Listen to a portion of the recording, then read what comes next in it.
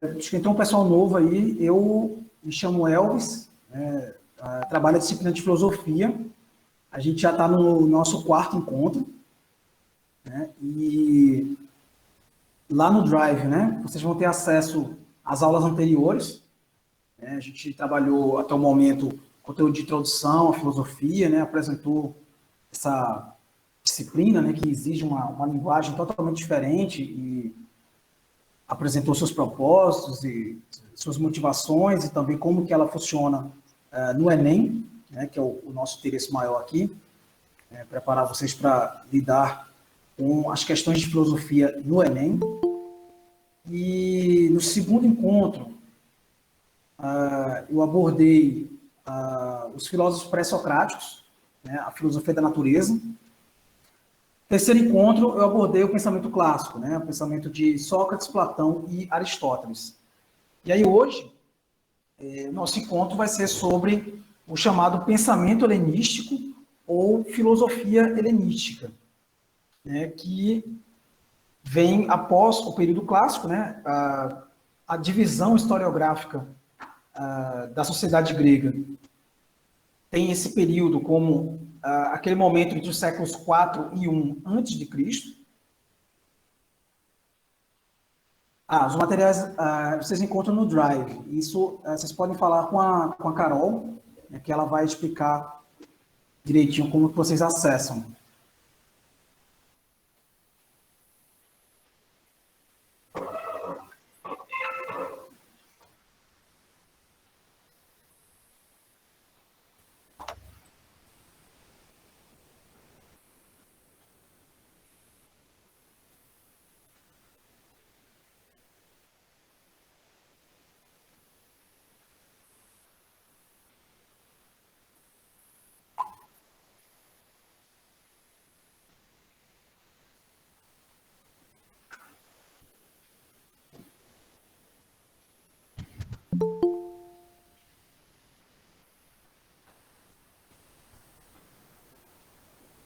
Isso, exatamente. Foi até muito bom a Carol lembrar, eu deixei passar essa informação de que as aulas estão no YouTube.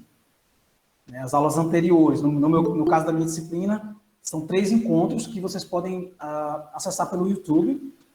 E acho que é de extrema importância vocês acessarem essas aulas para que vocês possam, os estudantes que entraram agora, né, poder entender mais ou menos por onde que o trem está passando, né?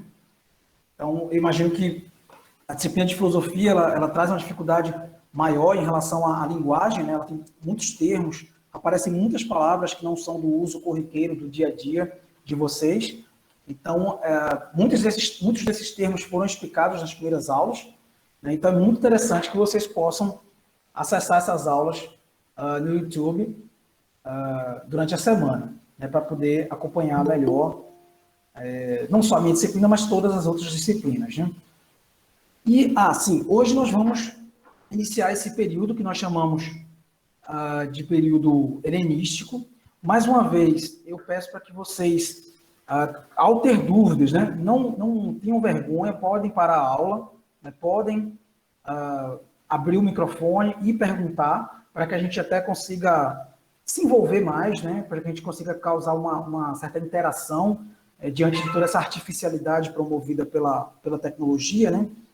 A gente ainda tem esse artifício de ligar o microfone, né, e perguntar, né, porque, de fato, eu não tenho como ficar respondendo as coisas pelo chat. Né? Deve ter alguns professores que conseguem, eu tenho certa dificuldade de falar e teclar ao mesmo tempo. Né? Então, eu peço que vocês façam perguntas quando surgir qualquer coisa que vocês não entendam. Ok? Então, esse período helenístico, né, que a gente vai refletir um pouco sobre hoje, ele é o período entre os séculos 4 e 1 a.C., né, faz parte da historiografia do mundo grego, né, e é o período em que, digamos assim, o mundo grego desmorona. Né, toda a concepção de sociedade grega, a organização das polis, né, toda a organização política do mundo grego, ele começa a ruir, né, isto é, ele começa a desmoronar a partir dos séculos 4 e 3 antes de Cristo. Né? A Grécia, como um todo, entra em crise, né, do ponto de vista político, econômico, e chega à sua total decadência ali entre os séculos 2 e 1 antes de Cristo. Então, o tipo de filosofia, né, que surge nesse período, que nós chamamos de pensamento helenístico, né, ou filosofia helenística, eu vou escrever aqui para vocês.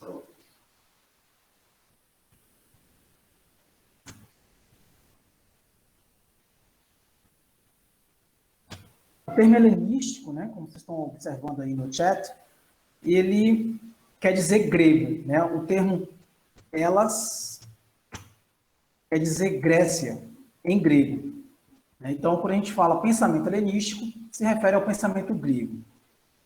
E nós chamamos esse período, né, de período helenístico, justamente por um acontecimento histórico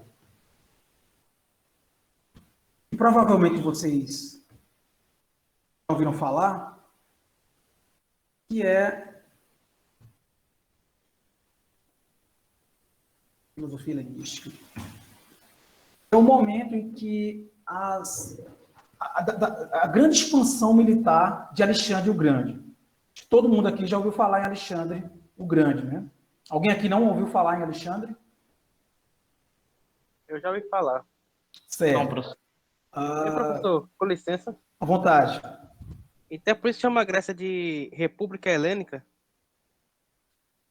Isso, mas não república.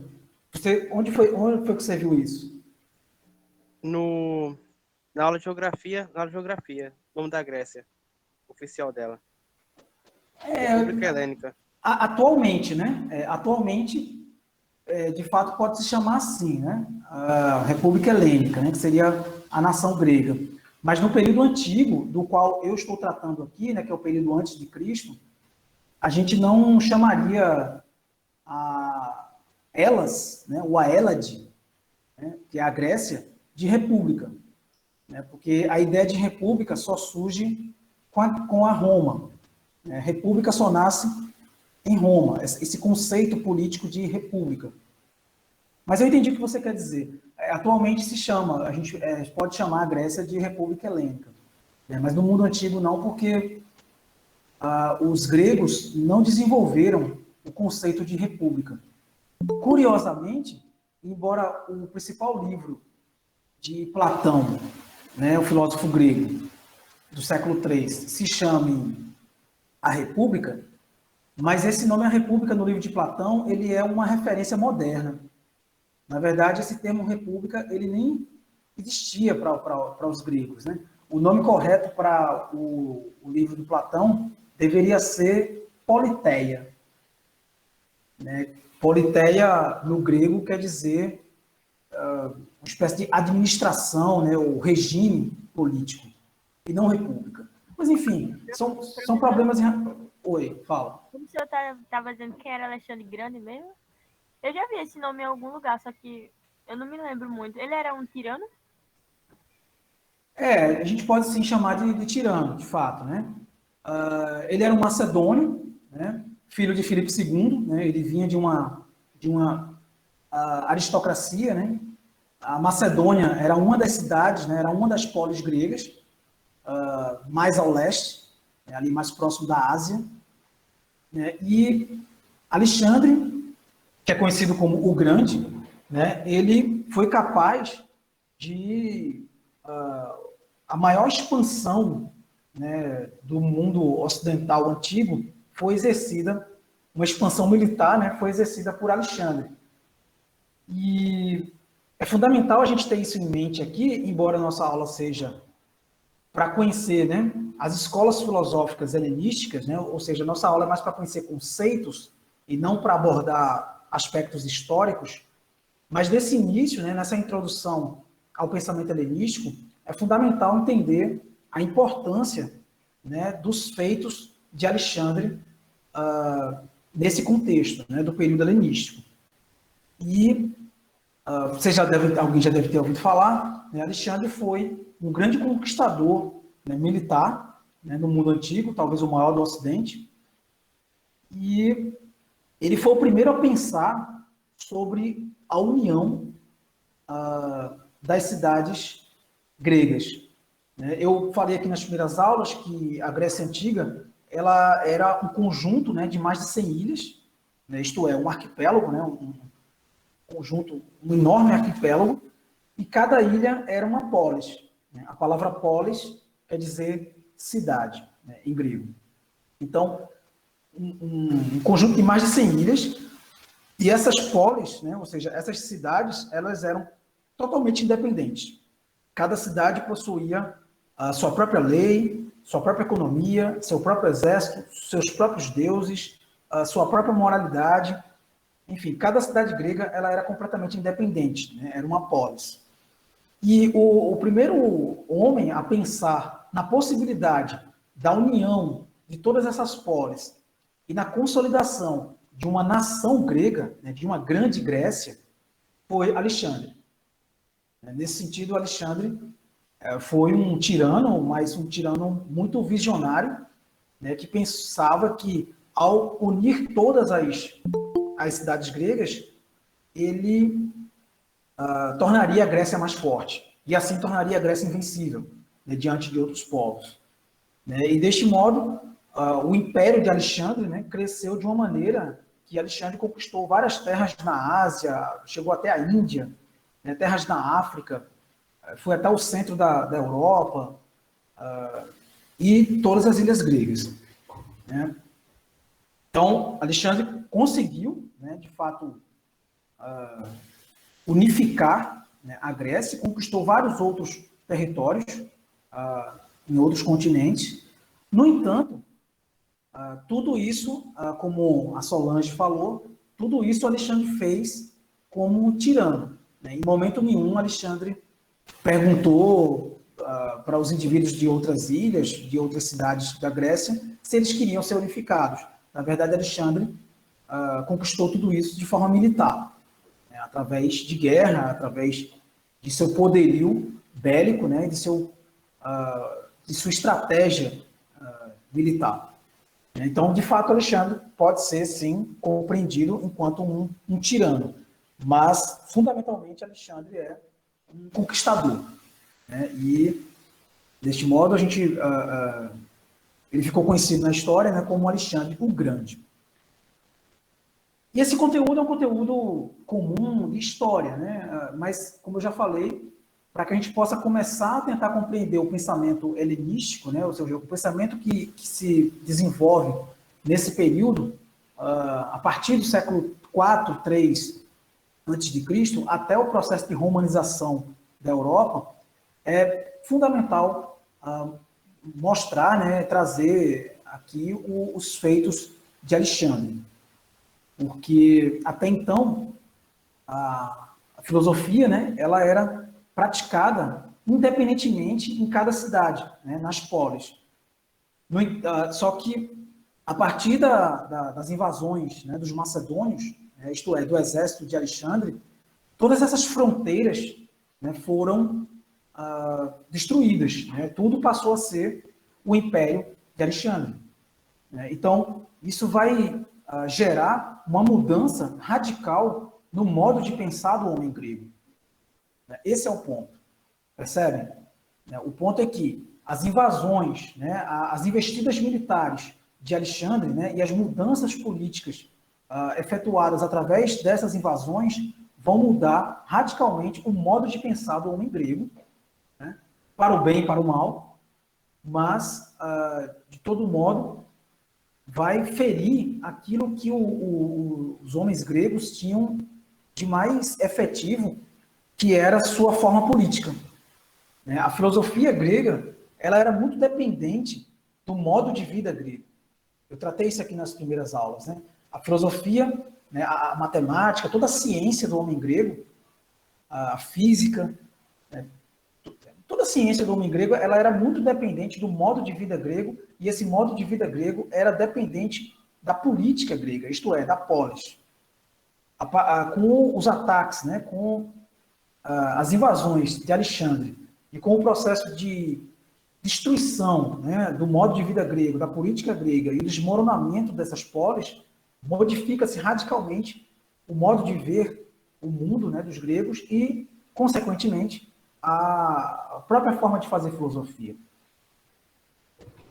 Então, importante aqui deixar claro que o pensamento helenístico ele surge, né, a partir de uma nova compreensão do mundo grego, né, uma nova compreensão política, novo tipo de organização do mundo grego, a partir justamente das invasões de Alexandre. Então, esse termo filosofia helenística é o mesmo que filosofia grega, mas após a dominação alexandrina, né, a dominação imperial militar de Alexandre. Então, toda aquela divisão, né, que havia das polis, toda a divisão política do mundo grego é sucumbida e torna-se agora o império de Alexandre. Isso vai trazer grandes consequências para a filosofia. Alguma dúvida nisso, gente? Não. É importante que isso fique muito claro, né? Porque é impossível falar... Boa. Oi, alguém falou? De boa. Dá para Ok. entender. Beleza. Porque é importante entender, né, que a filosofia helenística, né, a partir do século IV, III a.C., ela surge diante das dificuldades, diante das mudanças sofridas na política das ilhas gregas, por conta das invasões de Alexandre. Né? Alguém perguntou aí se Alexandre é citado na Bíblia, eu não sei dizer. Não. Eu não sei dizer. Então vamos lá, eu vou fazer uma rápida exposição aqui com o PowerPoint.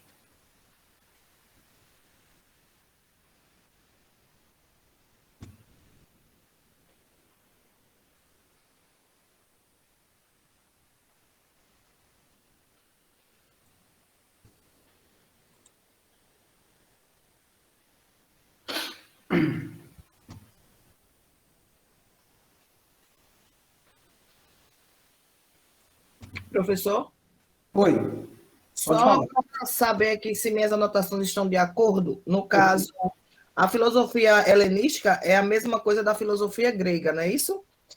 Após o período clássico. Que esse período clássico é depois do que Alexandre o Grande começou o século III e IV, é isso? Não, o período clássico é o período que eu trabalhei na aula passada, que é o período de Sócrates, Platão e Aristóteles. É porque a aula passada eu não estava, eu cheguei hoje. Tudo bem. Aí, o período clássico é o período de Sócrates, Platão e Aristóteles. Depois do período clássico, aí sim vem o período helenístico. Então é Sócrates, Platão e Aristóteles. Ok, Exatamente. professor, obrigada. Aí a senhora pode ver a aula no YouTube. É de que ano? Esse vai até que ano? Como? Começa de que ano esse período clássico? Pronto. O período clássico, ele demarca o século V e IV antes de Cristo. Beleza?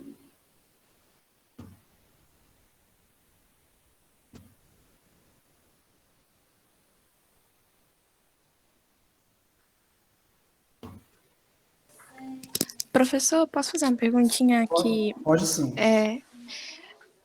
Sabe me dizer se Alexandre teve aula com Sócrates ou Platão? Com ou Aristóteles. Aristóteles, isso, perdão. Isso, exatamente.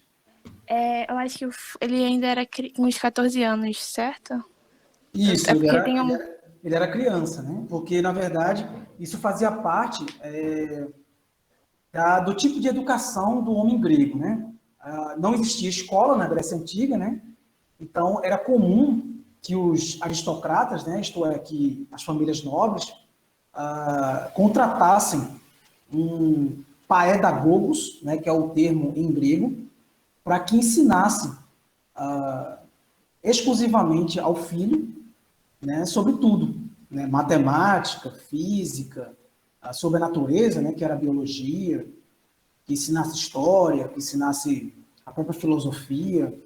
Isso era muito comum. E, de fato, Aristóteles foi o mestre de Alexandre. Exatamente.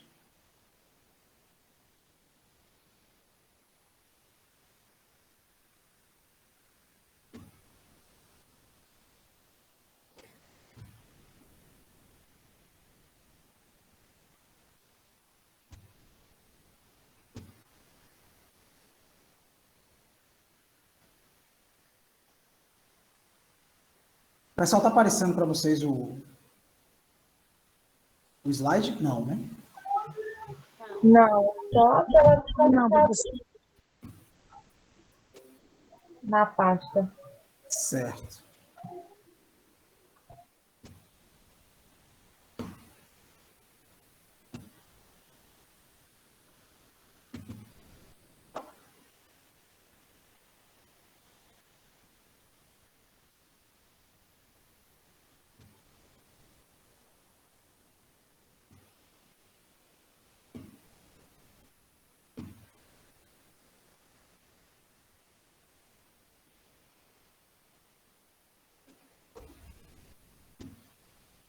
Só um minuto, pessoal, que eu estou tendo um problema aqui com o aplicativo.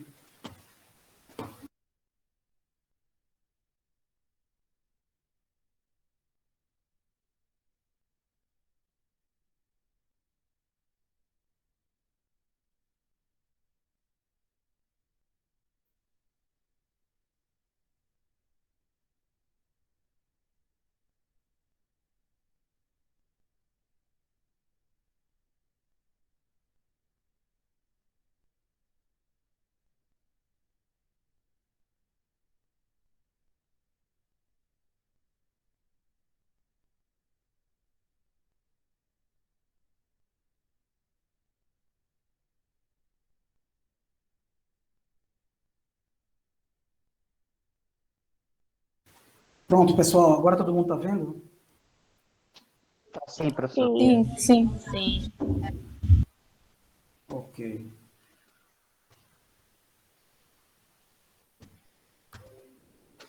E o slide está mudando? Está mudando normal, né?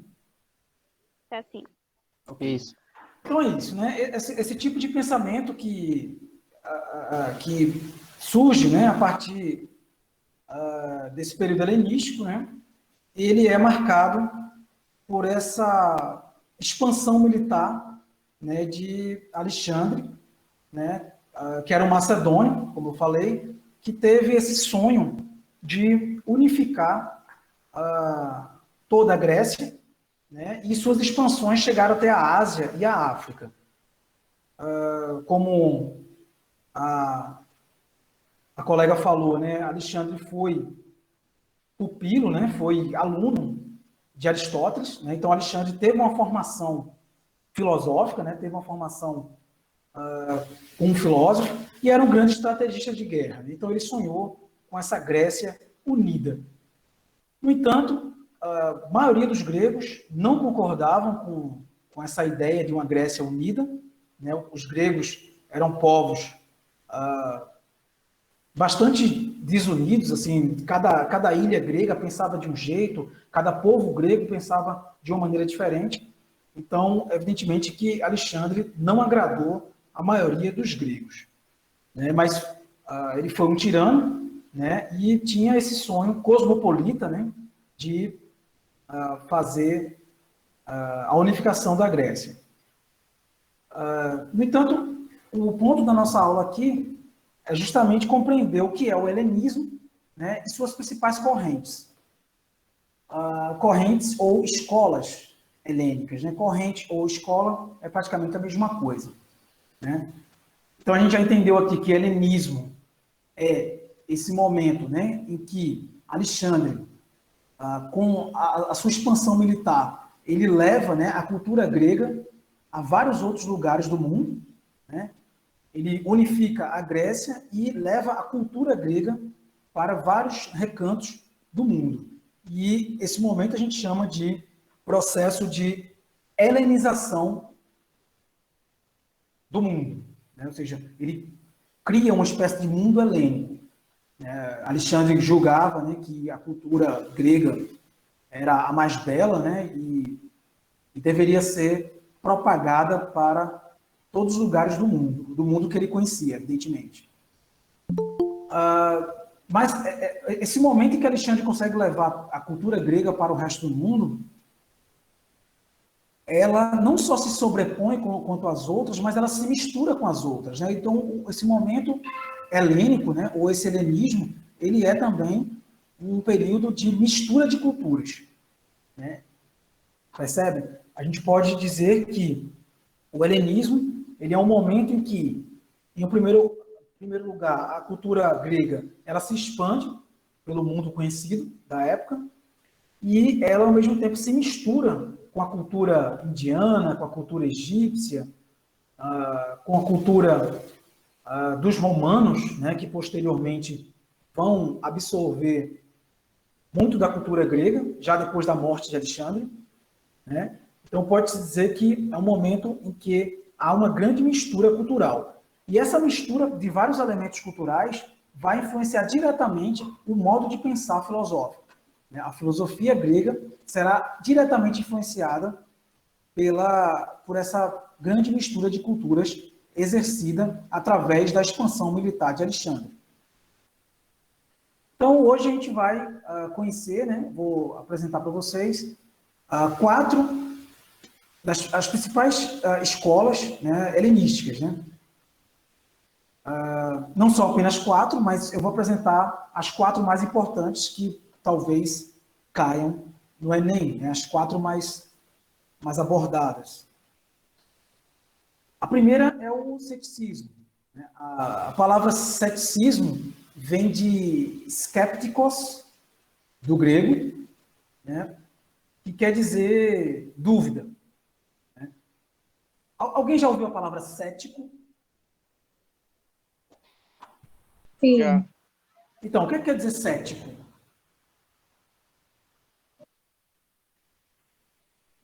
Pessoa que tem dúvida com a existência? Isso, perfeito, exatamente. O cético é aquele que duvida, né? Grosso modo, não só em relação à existência, né? Mas em relação a qualquer coisa. A Né? tudo. Alguém falou? Duvida de tudo. Não é de tudo. O ceticismo, enquanto uma corrente filosófica, a gente vai agora tentar entender o ceticismo enquanto uma escola filosófica grega, né? O principal filósofo do ceticismo é um filósofo chamado Pirro, né? Pirro, P-I-R-R-O, e o Pirro, ele traz a concepção cética diante da necessidade de se duvidar daquilo que não foi provado cientificamente. Né? Então, o ceticismo, ele não se trata de se duvidar de tudo. Né? Porque a dúvida radical, né, se duvidar de tudo, pode se tornar também um perigo. Né? Pode se tornar perigoso, pode se tornar ingênuo. Né? Então, o ceticismo proposto por Pirro, né, no contexto grego, né, da filosofia helênica, é a ideia de se duvidar daquilo que não é comprovado cientificamente. Né? Então, na ausência de evidências, né, racionais, aí sim se aplica a dúvida, né, que é o que o Pirro vai chamar de afasia. Né? A afasia seria justamente essa postura, né, de suspensão de juízo acerca daquilo que não foi comprovado, não tem evidências comprobatórias. Tá claro isso, gente? Entendi. Sim. Professor, uma pessoa cética, ela automaticamente ela vai ser ateu, ateia? É uma pergunta muito boa. Como é teu nome? Vitória. É uma pergunta muito boa, Vitória. O cético... porque, assim, no mundo grego, a gente não tem evidências de um ateísmo. Né? Não existia ateísmo no mundo grego. Né? Na verdade, o que houve no mundo grego, muitas vezes, era uma certa despreocupação com os deuses. Né? Porque na cultura grega, né, haviam vários deuses, havia uma mitologia, como vocês sabem. Então, houveram, né, alguns filósofos que, de certo modo, né, como o caso de Epicuro, por exemplo, chegou a afirmar que não era necessário se preocupar com os deuses, porque não havia nenhum contato com eles, então era um tema que não era necessário temer. Né? Mas isso ainda não implica um ateísmo. Percebe? Então, Acho que eu consegui pegar. isso. Então, assim, o ateísmo, ele não aparece na cultura grega antiga. Esse é o ponto. Então, o ceticismo na cultura grega, ele não desemboca, ele não resulta em um ateísmo.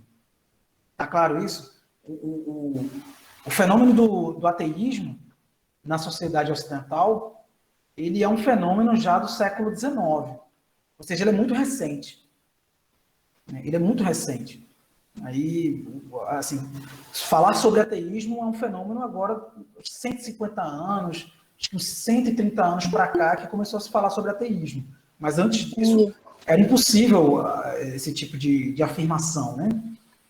Agora, o cético, né, trazendo essa palavra cética para o nosso tempo, a gente poderia dizer que o cético ele pode ser, no máximo, um agnóstico. Não sei se a Vitória sabe o que é agnosticismo, mas assim... Muito pouquinho. O agnóstico é aquele que ele não afirma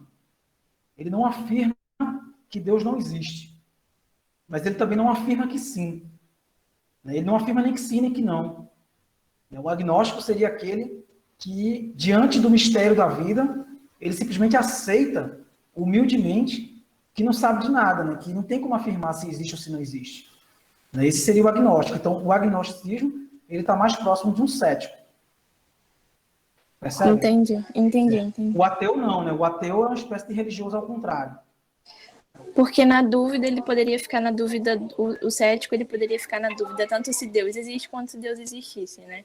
Perfeito, exatamente.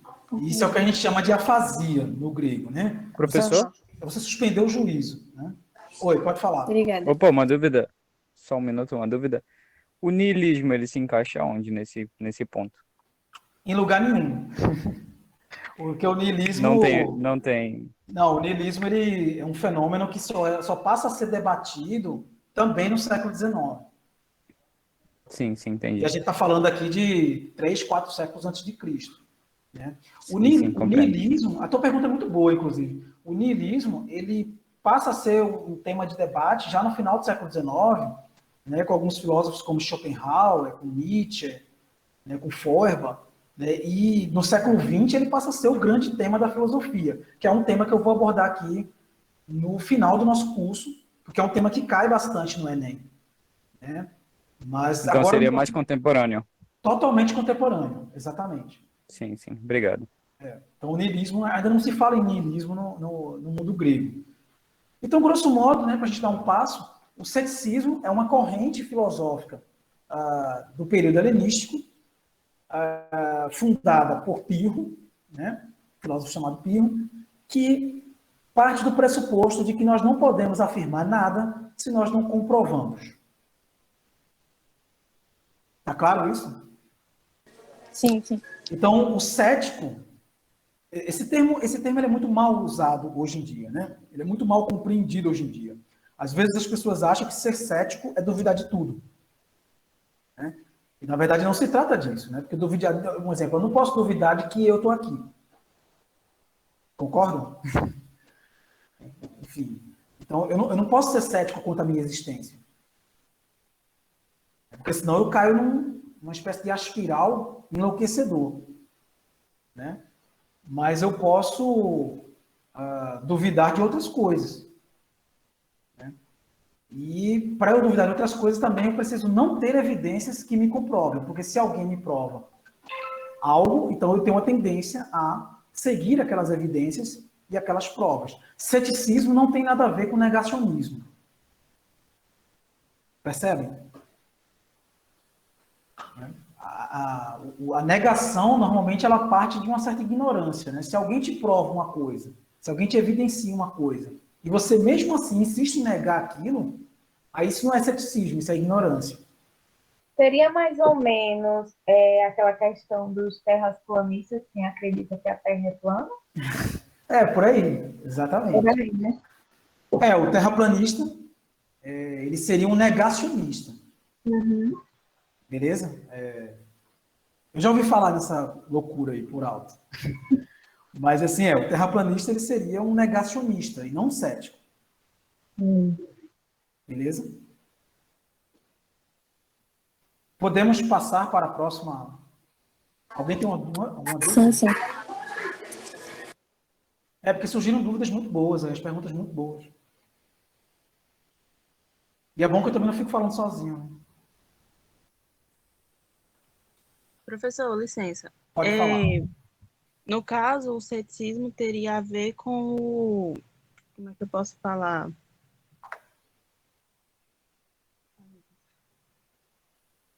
Teria a ver com questão de achismo, de não ter certeza, é isso?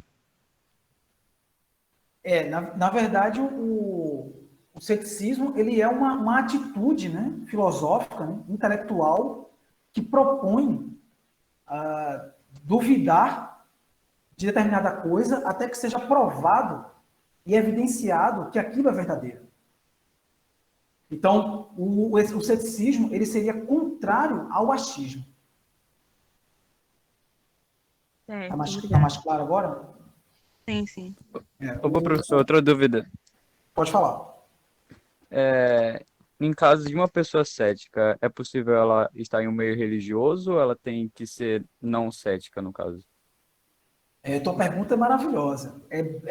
Enfim, é bem difícil, né? Se uma pessoa cética, uma pessoa que é cética, porque hoje em dia, né, saindo lá do mundo grego e vindo para os nossos tempos, hoje em dia uma pessoa cética, ela não é cética porque quer. Eu acredito nisso, né? Que a pessoa cética, ela é predisposta a duvidar das coisas. Tem pessoas que são mais, duvidam mais, outras menos. Né? Então, uma pessoa que tem um espírito mais cético, né, que tem uma personalidade mais cética, se ela estiver no meio religioso, não quer dizer que ela não possa estar, mas ela vai causar muito problema. Professor? Pode falar. Eu acho que hoje em dia o ceticismo se tornou mais humano, porque tudo que a gente vê se duvidando, em questão religiosa, social, política, ideológica, acho que a gente já nasceu já com um pouco de ceticismo.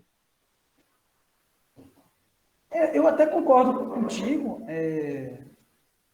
mas a gente não pode falar isso assim de forma muito generalizada, sabe?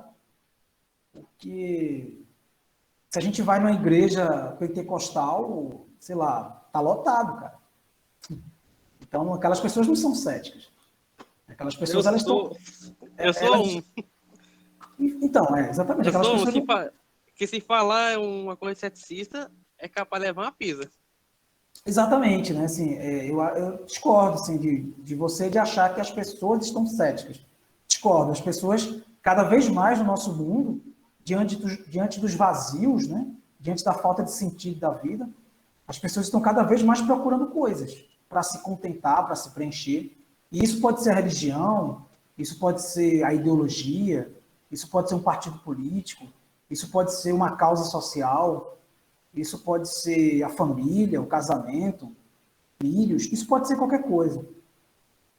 As pessoas se preenchem dos mais variadas formas possíveis. São decididas, né, já. Como? As pessoas estão mais decididas. Recebidas? Decididas. Não, acho que é o contrário. As pessoas estão mais confusas. As pessoas estão muito confusas. Professor, só porque veio outra dúvida aqui nos debates e nas dúvidas. É mais fácil um agnóstico, então, praticar atividades religiosas do que um cético? Não, o agnóstico não tem como praticar atividade religiosa, né? Ele não acredita, como é que ele vai praticar? Entendi. Ele não acredita. E, assim, voltando à pergunta anterior, assim, eu acho que as pessoas estão mais confusas. Então, por isso, elas ficam procurando se preencher de diversas formas. Isso não quer dizer que elas estão mais decididas, não. Elas estão mais confusas. As pessoas vivem num vazio de sentido tão grande, né? A vida é tão sem sentido que elas têm que procurar se preencher na igreja, ou no bar, ou no jogo de futebol, ou na família, ou no partido político, no sindicato, enfim, na paixão política. Enfim, as pessoas vivem buscando qualquer coisa, né? Na rede social, postando coisa no Facebook, no Instagram. A gente vive num mundo muito confuso. Professor, Pode falar. boa noite a todos aí. Falando em ceticismo, no caso, isso aí, em qualquer estabelecimento, a gente vai encontrar pessoas assim. Até porque todos nós vamos em algum lugar procurando entender e ter certeza do que a gente ouviu falar ou não, né? Até então, existem dúvidas sobre o que você ouviu e você tem que ir em algum lugar para poder não é nem para preencher, mas para tirar alguma dúvida da existência do que se ouviu falar que existe. É mais ou menos isso? No caso do ceticismo grego, não, né? Porque o ceticismo grego... Não, eu digo nos dias de hoje. Entendo. Sim, de fato, você está certo, né? As pessoas normalmente elas querem acreditar em alguma coisa, né? Elas querem ter verdade, né? E aí elas vão buscar isso em qualquer lugar. E aí é onde está o perigo. Pronto, em uma sala de aula, em uma escola, em uma igreja, em um hospital, a gente está sempre indo buscar conhecimento. Isso, é verdade. Mas aí é justamente onde está o perigo. Né? Porque hoje em dia, tudo te fornece certas verdades. O grupo do WhatsApp, a igreja, não sei das quantas, da garagem, da periferia, não sei de onde, o bar, o cara no bar, enfim, pregador da praça, sei lá, todo mundo hoje em dia está cheio de verdade, né? E aí talvez seja o drama do nosso mundo atual, né? Todo mundo está cheio de verdade. E aí é nesse sentido, sim, que a gente deve ser mais cético. Né? Isso falando as palavras de Pirro, né, da Grécia Antiga. Eu acho que se ele viesse ao nosso mundo atual, ele iria dizer, olha, a gente está precisando mais de ceticismo, a gente está precisando acreditar menos. Porque hoje em dia as pessoas tendem a acreditar em qualquer coisa. Justamente por essa necessidade que você citou aí, que as pessoas têm de verdade. Se você procura a verdade, qualquer coisa pode ser verdade. Depende do seu gosto, depende da sua vontade de acreditar ou não. Verdade. Entende? Qualquer coisa pode ser verdade. Se você quiser acreditar até num unicórnio rosa, você vai acreditar no unicórnio rosa. E não vai ter quem tire, comprovar, né? E não vai ter quem tire essa ideia do unicórnio rosa da sua cabeça. Até que prove o contrário.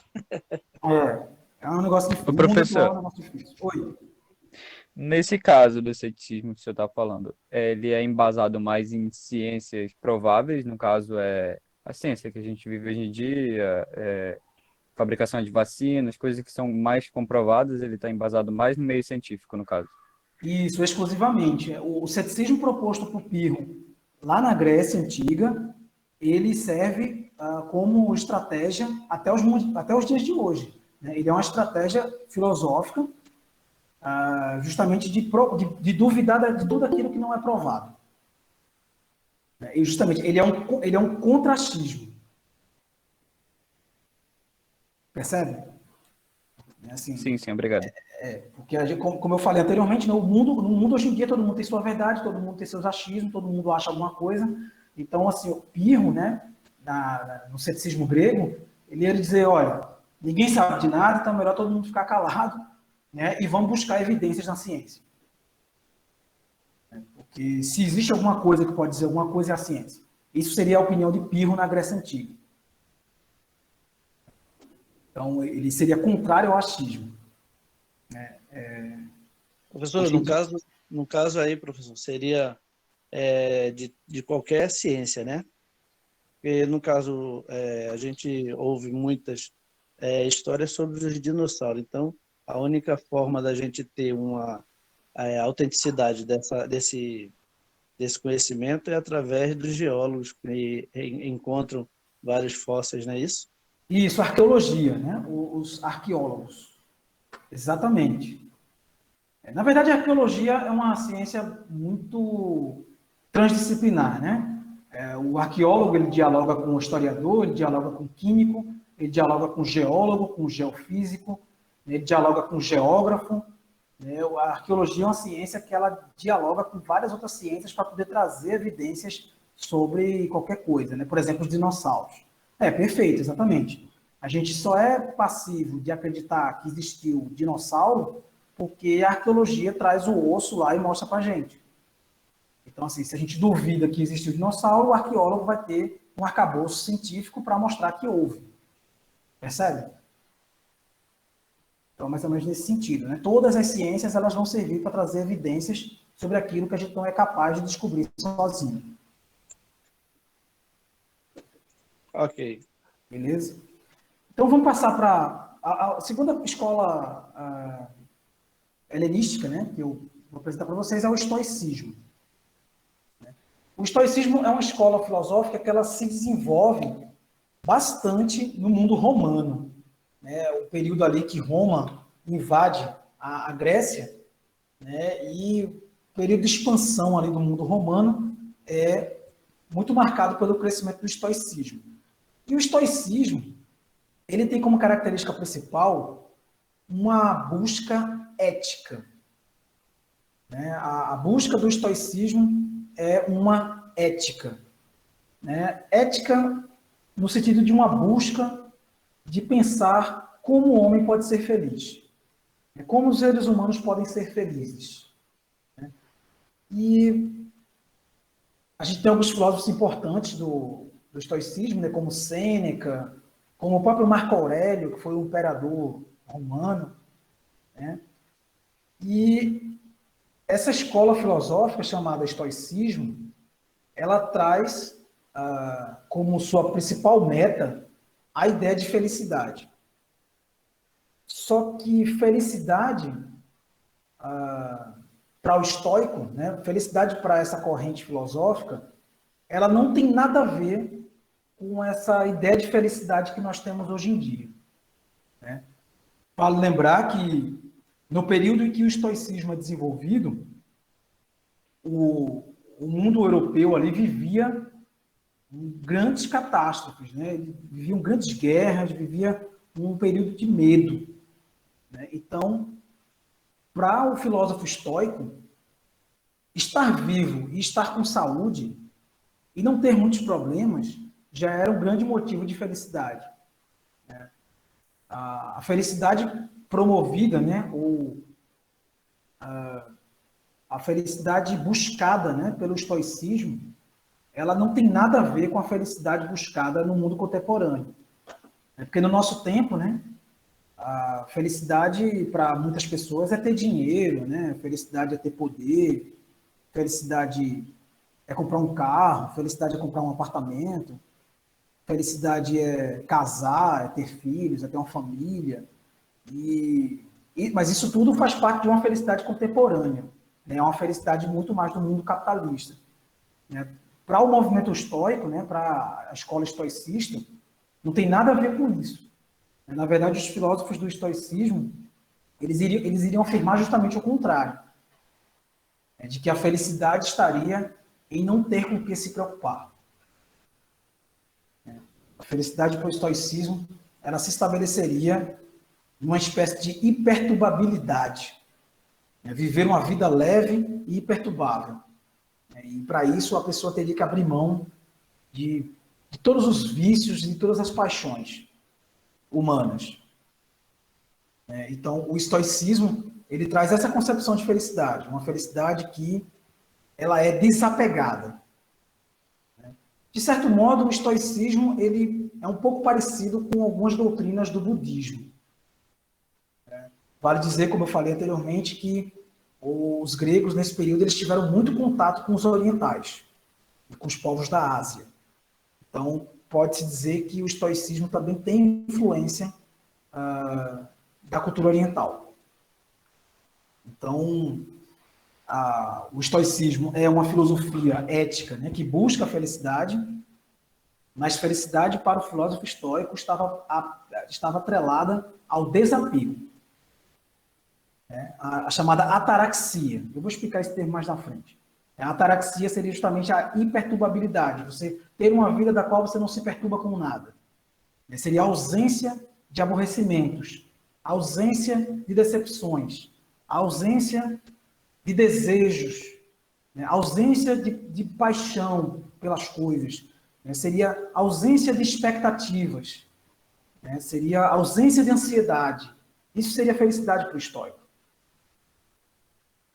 Tá claro isso, gente? Sim, sim. Então, o que é a felicidade para o estoicismo, né? Seria a ausência total de preocupações. E aí alguém poderia dizer, para eu não me preocupar com a vida, basta ter dinheiro. Mas os filósofos estoicos diriam justamente o contrário. Eles diriam, não, porque se você tem muito dinheiro, você cria muitos desejos. E você quer realizá-los. E esses desejos, eles vão te trazer ansiedade. E ansiedade é ruim. Né? Esses desejos vão te trazer vícios. Então, assim, as riquezas materiais, realmente, na visão do estoicismo, não traria felicidade. E como eu falei, o período helenístico é um período muito marcado por guerra, né? Um período muito marcado por desgraça, por muita coisa ruim, por morte, por medo. Então, assim, o estoicismo ele aparece como uma espécie de filosofia que tentava deixar os indivíduos em paz dentro de todo aquele caos vivido naquele período. Alguma pergunta? Sim, professor. No caso, esse estoicismo ele tem alguma correlação com o ceticismo? No caso, seria um movimento contrário?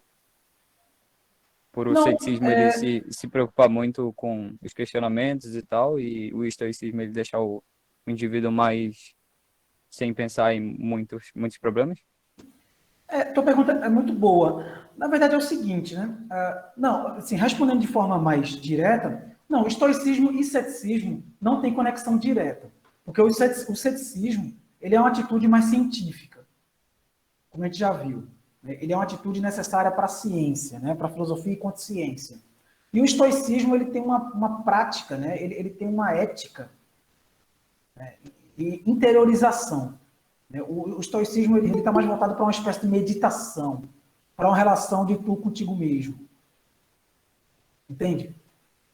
Então, agora, de todo modo, o ceticismo ele é uma característica de toda a filosofia. Né? Todo filósofo ele precisa, de alguma maneira, ser um pouco cético. Né? Porque é o questionamento radical sobre as coisas que pode te trazer alguma resposta.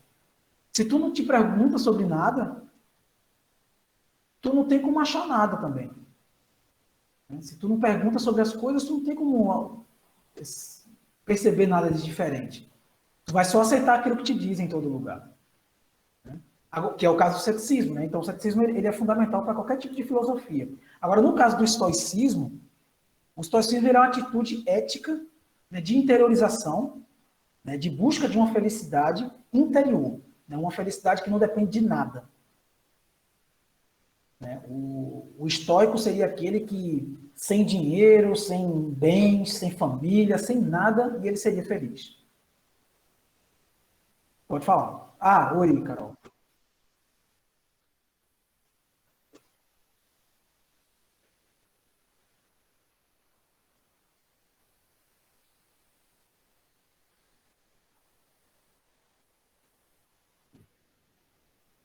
Ok.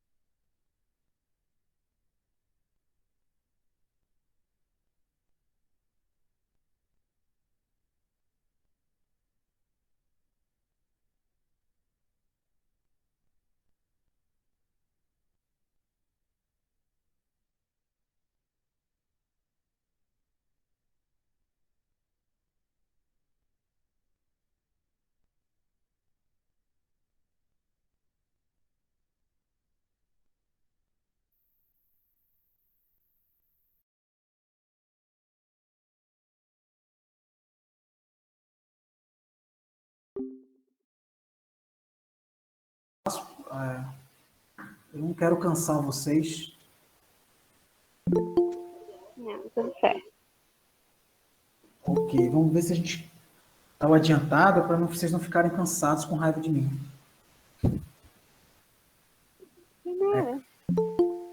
Essa coisa da aula remota, às vezes, é meio cansativo para o estudante, né? Assim, eu estou fazendo disciplina remota também, e, como aluno, né? E às vezes é cansativo.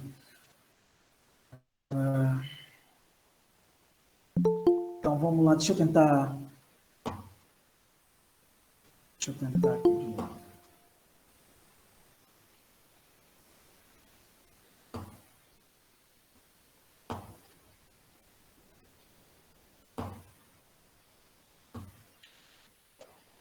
Então, alguma dúvida sobre o estoicismo?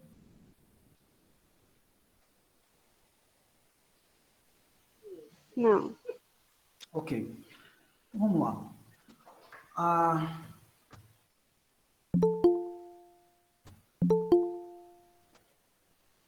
A outra escola do período helenístico é o epicurismo. Como o nome já diz, essa foi a escola fundada por Epicuro, um filósofo chamado Epicuro, um filósofo grego. O epicurismo ele está muito conectado com o estoicismo. Tanto o epicurismo como o estoicismo são filosofias da felicidade. São filosofias que buscam a felicidade. Mas sempre não esqueçam de, quando lidarem com essas escolas filosóficas, lembrarem que felicidade para os gregos era uma concepção totalmente diferente de felicidade que nós temos hoje. Porque se vocês misturarem isso, vocês podem errar questões fáceis no Enem. Sempre lembrar que felicidade para os filósofos é sempre uma coisa diferente de felicidade para as pessoas comuns. Parece meio estranho, assim, a ideia de que o filósofo sempre pensa diferente, mas é isso mesmo, né? A ideia de felicidade para os filósofos, em qualquer período da história, da filosofia, são sempre concepções diferentes, né? De felicidade como a gente pensa hoje em dia. Nossa concepção de felicidade atual, ela não é defendida por nenhum filósofo da tradição, muito menos pelos gregos. Então, o epicurismo, ele parece muito com o estoicismo, no entanto, tem uma diferença básica, né, que é um ponto central da diferença entre epicurismo e estoicismo, que é a ideia de prazer. Né? Para o estoicismo, para você alcançar a felicidade, é necessário você evitar o prazer, né? Você evitar desejos. Porque se você não deseja, você não cria ansiedade e você não sofre. Faz sentido? Não sei. Mas assim, para os estoicistas, desejar é ruim. Porque quando você deseja, você fica carente daquilo, você fica ansioso para ter aquilo, e aí você sofre. Então a ideia estoica é não deseja, porque se tu não tem desejo, se tu não tem paixão, tu fica apático e tu não sofre, tu tem uma vida leve. Essa é a ideia dos estoicos. Não criar expectativas. Criar expectativas. Exatamente. No epicurismo, a ideia é diferente. Né? No epicurismo, embora também busque a felicidade, qual é a busca principal do epicurismo? A felicidade, igual ao estoicismo.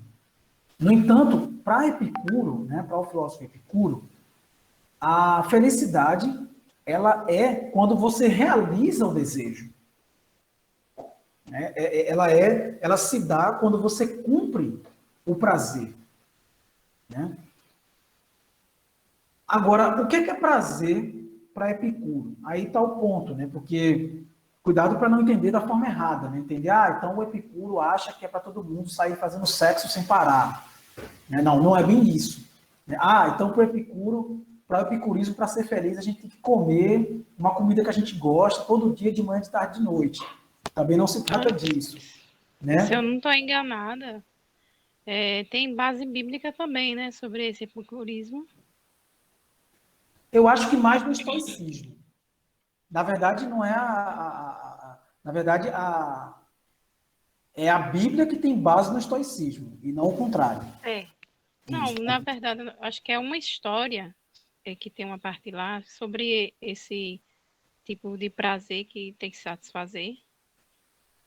Se eu não me engano. Eu acho que eu já li essa parte, mas... Não, eu ouvi falar. Não, mas veja, é o seguinte, o estoicismo, né, ele foi muito absorvido pelos católicos medievais, né, na Idade Média, no caso, os padres, os grandes papas da igreja, né, inclusive a gente vai ver isso na próxima aula, né, como que a Igreja Católica absorve muito do pensamento grego, né, com Santo Agostinho, com Santo Tomás de Aquino, mas eles absorvem muito do estoicismo, e não do epicurismo, do estoicismo. Né? Porque na Idade Média, né, a igreja ela teve sempre uma tendência a dizer que o desejo era mau, né? O desejo é ruim. Não, mas o que eu tô falando não era tipo como se fosse uma história falando que essas pessoas na Bíblia, tipo, não há uma base religiosa, entendeu? Uhum. Tipo, o religioso encontrava essas pessoas que tinham essa ideia do prazer, que a gente tem que se satisfazer, essas coisas, entendeu? Não é Sim, assim, sim, entendi. entendeu? Não, perfeito. Assim, como eu falei, assim, toda a tradição do pensamento filosófico, em nenhum momento, nenhum filósofo vai dizer que satisfazer prazeres o tempo todo é coisa boa. Nenhum filósofo vai dizer um negócio desse. Né? Que você, sei lá, sair fazendo sexo com todo mundo é coisa boa, ou que você comer aquilo que não deve é coisa boa, que você, sei lá, ser sedentário é coisa boa. Né? Nenhum filósofo vai dizer uma coisa dessas. Né? Então, desse modo, a gente pode dizer sim que na Bíblia tem coisas parecidas, de fato. Né? Porque tanto os filósofos gregos como na Bíblia se preza por um controle, né? Por um controle de si mesmo, né? por uma mediação, por um equilíbrio. Né? E isso parece muito lógico, tanto para a filosofia como para a Bíblia. Né? Agora, com a diferença, né, de que a Bíblia ela escreve dando exemplos, né? Ela é uma narrativa, né? Ela tem personagens e escreve de forma confabular. Né? Então, ela tem essa forma de exemplificar as coisas. Né? Enquanto no mundo grego, os filósofos escreviam de forma mais direta. Eles meio que escreviam tratados, dizendo o que deve e o que não deve fazer. Então, são formas de escrita diferentes, mas que querem dizer quase a mesma coisa. No caso do estoicismo, principalmente. E como eu falei, os padres... Eu lembrei disso. Entendi. Os padres católicos absorveram muito do pensamento grego, né, na Idade Média. E a gente vai ver isso na próxima aula. Enfim, no caso do epicurismo, como eu falei, a ideia de Epicuro é de que deve-se saciar o prazer para ser feliz. Só que Epicuro ele divide, né, os prazeres em prazeres bons e prazeres ruins. Né? E quando Epicuro diz que é necessário viver-se de prazer, para Epicuro, o que ele está falando de prazer, por exemplo, seria o filosofar. Filosofar para Epicuro é o maior de todos os prazeres, o melhor de todos os prazeres. Por exemplo, observar a natureza para Epicuro é o melhor dos prazeres.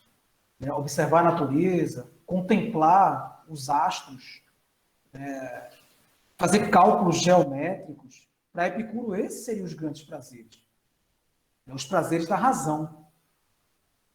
Né? E os prazeres da gula, né, de comer demais, da sexualidade, esses prazeres da carne, né, eles seriam prazeres inferiores, eles seriam prazeres ruins que a gente precisa controlar. Né, porque esses trazem... No caso, eles entenderam que tudo demais é veneno, né? Mas é por aí mesmo. Né? Isso aí já aparece até no Aristóteles. Né? Na aula passada, eu abordei a questão da ética aristotélica, que parte justamente do princípio da mediania. Né? Que, grosso modo, a gente pode falar com esse ditado que você falou, né? Tudo demais é veneno. Perfeito. Seria uma forma popular e simples de falar da ética aristotélica que preza pelo equilíbrio. Né? É necessário se viver tudo, mas se viver tudo pouco. Professor, tem uma carta de Epicuro para Menezes, né? Falando sobre essas coisas. Isso, exatamente. Exatamente. Então, o importante é que vocês entenderem a diferença entre epicurismo e estoicismo, porque eles são parecidos, né? Mas a diferença é essa, né? Que o estoicismo ele vai dizer que é necessário não desejar, evitar a expectativa, evitar a ansiedade. Então, se eu não tenho expectativa por nada, eu não tenho como sofrer. Né? Por exemplo, um dos temas principais do estoicismo é a morte. A morte é um tema fundamental desses filósofos gregos. Eles vão dizer, olha, se eu não crio expectativas, né, se eu não tenho por que temer, morrer, então eu não sofro diante da morte. O sofrimento diante da morte ele se dá por conta da minha ansiedade de querer viver. Para os estoicos, por exemplo, quando você chora a morte de alguém, é porque você não aceita a vontade da natureza.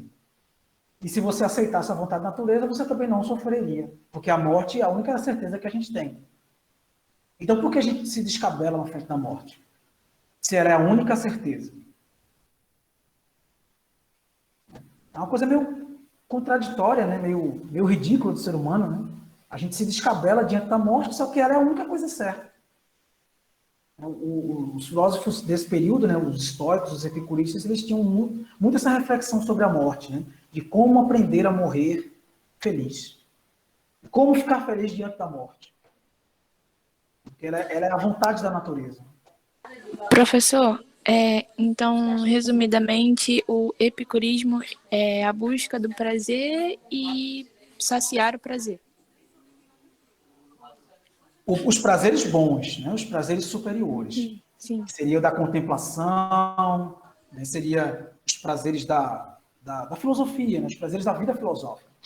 Né? E controlar, de certo modo, os prazeres que não são tão bons. Né? Seriam os prazeres mais carnais, mais humanos, mais animais. Né? Que não devem ser anulados, mas devem ser, de certo modo, controlados. Alguma dúvida nisso, gente? Não. Ok. E a última escola que eu vou apresentar para vocês, para a gente passar para as questões, é o cinismo, né, que vem da palavra kínikos, do grego, que quer dizer cão, quer dizer o cachorro, o animal, o cachorro, né, em grego. E esse termo se dá porque o seu principal filósofo, né, o principal filósofo que representa o cinismo é o Diógenes, né, que era um filósofo que, de acordo com os relatos, ele morava num baú. Né? Tipo Chaves, assim. Ele morava numa espécie de baú. Né? E o cinismo, né? A palavra cinismo, que vem de kínikos, ela tem referência a cachorro, porque essa escola filosófica, as pessoas passavam, né, pelas ruas e viam aqueles homens ali vivendo totalmente alheios à sociedade, como se fossem mendigos, assim. Hoje em dia a gente chamaria de mendigo. E as pessoas diziam, olha, o Diógenes vive igual um cão. Ele vive igual um cachorro de rua, né?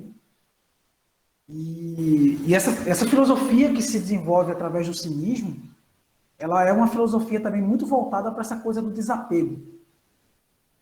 Né? Desapego total às coisas do mundo. Né? Nesse sentido, ela lembra um pouco o estoicismo. Né? O cinismo ele tem a ver com esse desapego total com as coisas materiais e também o desapego com as leis, o desapego com as convenções, o desapego com tudo aquilo que a sociedade acredita. Então, o cinismo ele tem essa base do desapego. Né? Então, por isso, chamavam esses filósofos cínicos, né, de aqueles que vivem como um cão, aqueles que vivem como um cachorro. Né? No nosso tempo, a palavra cínico, ela ganhou uma outra conotação. Né? Na contemporaneidade, você chamar alguém de cínico é sinônimo de simulado, né? De sem vergonha, coisa do tipo, né? Mas no mundo grego, não. A palavra cínico, no mundo grego, ela tinha a ver com aquele que era desapegado, aquele que não estava preocupado com as convenções da polis, né? Aquele que vivia como um cão. Esse é o principal filósofo, é Diógenes. Alguma dúvida, gente? Não, professor. Não. Então, grosso modo, o pensamento helenístico, ele está muito ligado a essas duas palavras aí, né, que é a apatheia e a ataraxia. Né? A apatheia dá origem à palavra apatia mesmo. Todo mundo sabe o que quer dizer apatia, né? Sim. Certo. Apatia é você estar parado, né? Apático. Mas a palavra apatheia no grego, ela vem de apatos. Patos quer dizer paixão em grego. Então, o indivíduo apático, ou apatos, né, no grego, era aquele indivíduo que não desenvolvia paixões. Ele não se apegava às coisas. A apatheia é a busca do pensamento estoico. Os estoicos eram proporcionadores de uma apatheia, isto é, de uma vida sem paixões, de uma vida sem paixões que pudesse me gerar sofrimento. E essa apatheia, ela me direcionaria à ataraxia, né, que está presente tanto no estoicismo, como no epicurismo, como no cinismo. A palavra ataraxia quer dizer imperturbabilidade, quer dizer estar numa condição imperturbável, né, estar na condição de que nada me tira do meu estado de paz. É um estado absoluto de paz, né, através da meditação, através da contemplação, através de uma atividade de interiorização. Então, essas duas palavras são muito importantes no período helenístico. E vale dizer que todo esse tipo de filosofia voltada para essa paz interior, ela se dá porque entre os séculos 3 antes de Cristo e os séculos 3 depois de Cristo, né, nesse período de 600 anos aí, naquela parte sul da Europa, foi período de guerras, foi período de muito caos, de muito desordenamento político. Então, esses filósofos eles tentavam sempre pensar coisas que pudessem fazer com que os indivíduos pudessem suportar aquele sofrimento com paz de espírito. Vamos para as questões? Primeira questão é a questão do Enem 2016. Pirro afirmava que nada é nobre nem vergonhoso, justo ou injusto, e que, da mesma maneira, nada existe do ponto de vista da verdade, que os homens agem apenas segundo a lei e o costume, nada sendo mais isto do que aquilo. Ele levou uma vida de acordo com esta doutrina, nada procurando evitar, e não se desviando do que quer que fosse, suportando tudo, carroças, por exemplo, precipícios, cães, nada deixando ao arbítrio dos sentidos. A questão sobre ceticismo, né? Todo mundo está vendo a questão? Sim. Ok. O ceticismo, conforme sugerido no texto, caracteriza-se por A. Desprezar quaisquer convenções e obrigações da sociedade. B. Atingir o verdadeiro prazer com o princípio e o fim da vida feliz. C. Defender a indiferença e a impossibilidade de obter alguma certeza. D. Aceitar o determinismo e ocupar-se com a esperança transcendente. É agir de forma virtuosa e sábia a fim de enaltecer o homem bom e belo. Qual seria, gente, a alternativa? Letra C? Letra C. C? Exatamente. Letra C de coração. Né? Defender a indiferença, isto é, a despreocupação, né, ou até a impossibilidade de se obter alguma certeza.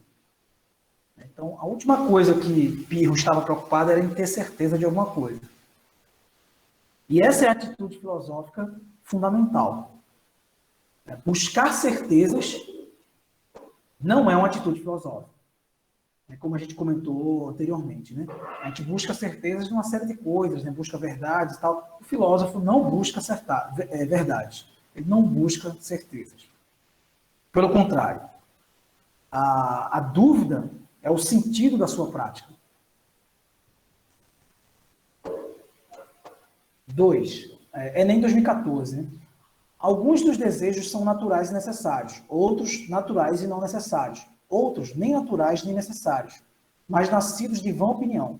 Os desejos que não trazem dor, se não satisfeitos, não são necessários, mas o seu impulso pode ser facilmente desfeito, quando é difícil obter sua satisfação ou parecem geradores de dano.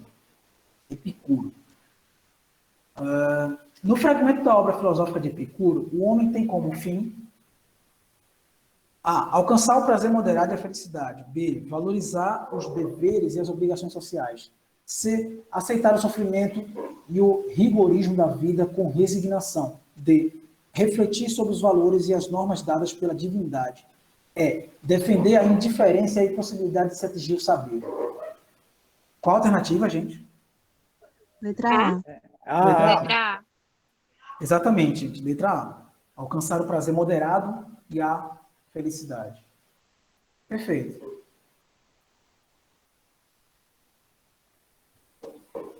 Terceiro. Julga as afirmações sobre a filosofia helenista. Primeira, a questão comum de Enem, né? Vocês vão ver quais as verdadeiras e falsas e depois marcar a alternativa embaixo. 1. É o último período da filosofia antiga, quando a polis grega desaparece em razão das invasões sucessivas por persas e romanos, sendo substituída pela cosmópolis, a categoria de referência que altera a percepção de mundo do grego, principalmente no tocante à dimensão política. Essa alternativa é verdadeira ou falsa? Verdadeira? Vamos lá, eu também acho que é verdadeiro. 2. É um período constituído por grandes sistemas e doutrinas que apresentam explicações totalizantes da natureza, do homem, concentrando suas especulações no campo da filosofia prática, principalmente da ética. E aí, essa alternativa é verdadeira ou falsa? Verdadeira.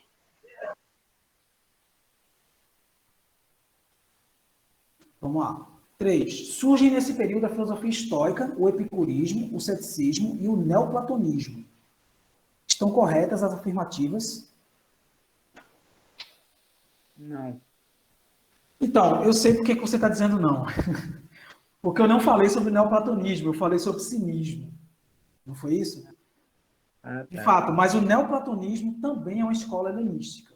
Tá bom? Aí vocês anotam aí também, que devido ao tempo da aula, eu não coloquei, porque o neoplatonismo não cai muito no Enem. Né? E alguns teóricos até dizem que o neoplatonismo nem chega a ser uma grande filosofia, porque, na verdade, ela retoma os aspectos fundamentais do pensamento de Platão. Tá bom? Então, neoplatonismo é uma retomada de Platão. É uma retomada do pensamento platônico. Os três? Isso. A alternativa correta é a letra A, né? Todas estão corretas. O 2 também está correto. É um período constituído por grandes sistemas de doutrinas que apresentam explicações totalizantes da natureza, do homem concentrando suas especulações no campo da filosofia prática e principalmente ética. Eu acho que eu falei durante a aula que o pensamento helenístico ele é puramente ético. Né? Ele busca, sobretudo com o estoicismo, o epicurismo e o cinismo, uma atitude ética de interiorização que busca a felicidade. Então, letra A, todas estão corretas. Alguma dúvida? Não. Vamos lá. 4. Enem 2016. Pirro afirma que nada é nobre. Professor, Nossa, já foi, né? é igual a 1. Isso, está repetindo. Então é isso, finalizou. Eu coloquei...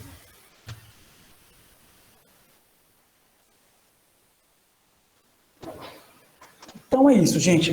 Em resumo, só para a gente finalizar, assim, criar um grande resumo, é isso. Nós hoje vimos o pensamento helenístico, né? Entendemos que a palavra helenístico, né, quer dizer grego, né? Então o pensamento helenístico é o pensamento que se desenvolve na Grécia. Essa filosofia helenística, ela se desenvolve, né, no chamado período helenístico. Esse período helenístico, ele ocorre a partir das invasões, né, de Alexandre, né, da emancipação ou da expansão militar de Alexandre pela Europa, né, pela Ásia, pela África, levando a cultura e o pensamento grego a vários lugares do mundo e misturando a cultura grega com culturas de povos orientais, né? Então, ele, de certo modo, leva as tendências da filosofia grega para outros lugares da Terra e entre conexão com outras culturas, né? Então, o período helenístico ele é muito marcado, sobretudo, por essa expansão militar de Alexandre e, do ponto de vista filosófico, por uma mistura de conhecimentos da filosofia, que é ocidental, com conhecimentos do Oriente, como da Índia, sobretudo o budismo, né? E entre as escolas, né, eu elenquei aqui 4 escolas fundamentais do pensamento helenístico, né, que são o ceticismo, o estoicismo, o epicurismo e o cinismo, né?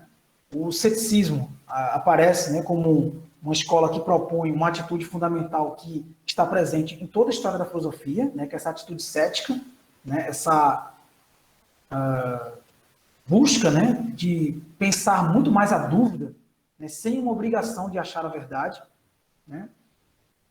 O estoicismo, né, que aparece como uma doutrina da felicidade despreocupada, né, sem preocupações, busca a ataraxia. O epicurismo, né, que estabelece como prazer supremo a contemplação filosófica, a busca da felicidade. E o cinismo, né, que seria a filosofia que possui ou que propõe o desapego total pela convenção da sociedade. E abordei também aqui a ideia de que todas essas correntes filosóficas elas se desenvolvem em um período de grande caos, né, de dissolução das cidades gregas, né, desmoronamento do mundo grego, sob vários ataques, né, dos persas, primeiro dos macedônios, depois dos persas, depois dos romanos. Então a Grécia ela passa a ser um lugar muito invadido, né, toda a cultura grega ela é, de certo modo, né, apropriada por outros povos, em especial os romanos. Então, essa filosofia helenística grega, ela vai ser muito apropriada e apreciada pelos romanos. E, através dos romanos, é que ela chega a influenciar até a Igreja Católica. E, falando de Igreja Católica, o conteúdo da nossa próxima aula, nosso próximo encontro, é justamente o pensamento cristão, né, a filosofia cristã. Né, o tipo de pensamento filosófico que se desenvolve na Idade Média. A gente vai trabalhar mais precisamente o pensamento de Santo Agostinho e Tomás de Aquino, que são os que mais caem no Enem. É isso, gente. Obrigado e até a próxima. Até a próxima, professor. Obrigado, Boa professor. noite. Tchau. Boa noite. Tchau, tchau. Boa noite. Tchau.